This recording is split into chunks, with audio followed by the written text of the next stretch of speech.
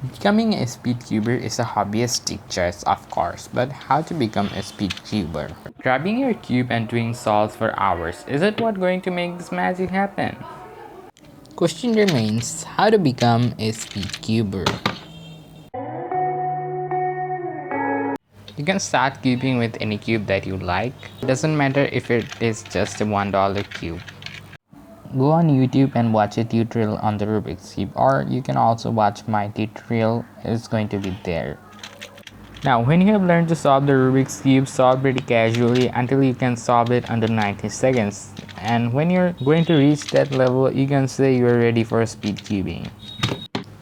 For solving the cube consistently under 30 seconds, you need to learn a method called CFOP. You can say it's pretty much level up of the beginner's method. I have a tutorial on the whole CFOP method for beginners, so you can watch that if you want. It's going to be right there. To get started with CFOP method, the first thing you need to learn is called F2L. In beginner's method, you solve one corner at a time and then you solve the edge, but instead of doing that, we're going to just solve the edge and the corner together, something like this, and we're going to do this for 4 times for 4 different slots. So if you can successfully learn the F2L, now you're really good for speed cubing. And if you think you want to get really fast, you need to buy a good cube now. So where you can get a good cube? So there are different websites who sell different type of things like your daily needs, but I think for buying Rubik's cubes, those websites are not that much trusted because they can give you old cubes and also can scam you. So you need to buy cubes from website they actually sell cubes. So I am not sponsored, so I'm not saying any specific name, though you can just go on Google and search that best cube shop on your country.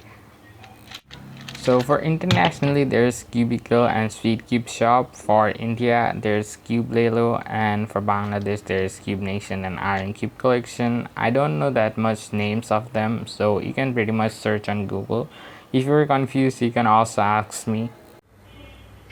So I know many people are confused which 3x3 should they buy. Sorry that this is the worst, this is the not that good, and these are good.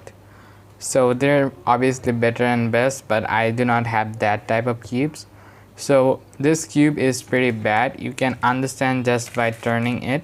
You can basically hear that really laggy, bumpy kind of sound, and obviously you can say it's bad. Also, you can check corner cutting of cubes to say either it is good or bad. For example, it doesn't have any corner cutting. On the other hand, this series of cubes have just bit of corner cutting, not crazy amount, but they have just a little bit corner cutting. Okay, so in this series of cubes, they might feel smooth or really good. For example, this guy, it feels really smooth, it turns well, but it doesn't corner cut that good. My god.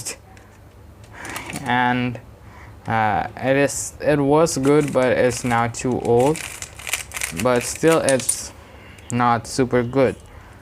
So these two are really good. So this is the usual magic and this is a Milong 3M.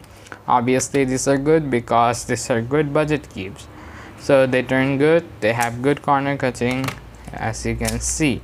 So that means if a cube is good, that's going to turn smoother, and that it needs to have good corner cutting, and that it's not going to pop like this. So now if you ask me a specific name of a cube, which one should I buy, I cannot say, because for beginning you can buy almost any cube that turns good. Although for 2021 and 2022, I guess you should buy magnetic cubes, the cubes which have magnets on them. I guess nowadays cubes are pretty much good. Every single year different cube releases, and it just becomes more challenging to say this one is better than that one. So obviously, like in 2020, we say the RS3M 2020 to be the best cube on the market. Also, some people say the Milan 3M2 the best cube like me. Moreover, I can say that the ORM 2021 to the best cube now in the market, although again releases the maglev 12, so it's pretty hard to say which one is. Obviously, buying a good cube is good because that's going to make your oils and peels much smoother. Now let's talk about the cube loops. So there are two different type of cube loops. One is called silicone based loop and another is called water based loop. The silicone based loop kind of looks like this, which goes there to there pretty slowly, or some silicone based loop just goes ultimate slow. For example, this silicone based loop, you can see how slowly it just moves, so you can say that silicone based loops are much thicker. On the other hand, these are water based loops which are made from water. You can see some white ingredients inside it, so it just goes here to there pretty smoothly. So what's the difference between water based loop and silicone based loop? Basically, silicone based loop makes your cube more smooth and a more controllable feeling. On the other hand, water based loops make your cube extremely fast. So this is the Moilo V2 and this is some random silicone based loop. So the good loops you can see out there in the market, mostly they are silicone based loop. So you can just buy any silicone based loop because I think that's a pretty much safe option for you. So there's three types of silicone based loop. One is Traxxas 50K, 10K and 30K. So Traxxas 50K makes cubes extremely controllable and smooth. On the other hand, Traxxas 10K just makes you fast and smooth, and Traxxas 30K actually does mid of this two. You can also buy premium loops, but they are too much costly. So now you just need to learn how to do advanced cross, which is also pretty easy. Just do it on the bottom, then after, then on the last layer, first learn to look well and PL, and then you need to learn full well and PL. So after that, still you're not going to get faster. Now you need to learn advanced F12. For example, in beginner's will, you just split this up and then solve it. Although in advanced F12, you need to learn a specific algorithm to solve it directly. Now you need to make that algorithm as your muscle memory. So as you just doing that, you just can see other F12 pairs and that can make your solve really fast. You also need to plan your entire first F12 pair just in the inspection, which is also really advanced thing, but this is all you need to know to become a speed cuber. So when you have become a speed cuber, you can go to the WCA website for going to a WCA competition, and if you can do really fast solve like 3.46 seconds and get the world record. So Red Bull competitions aren't WCA competitions. The world record that is counted as world record is in the WCA competition. So just take this thing on your mind.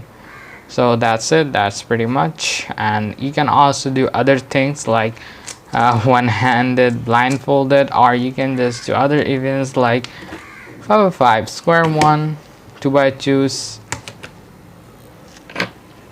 and many other funful events. So basically many people do cubing really seriously, but most of them do cube just to have some fun. So have fun with your cubing. Thanks for watching today's video, and see you all guys in the next one.